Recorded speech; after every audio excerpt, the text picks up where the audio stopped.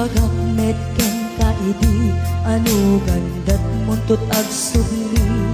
I am sorry tadya maikari napanalo ngamin ti sakit na ideal daw api manaw ka sa di kapay pulos nagpakada.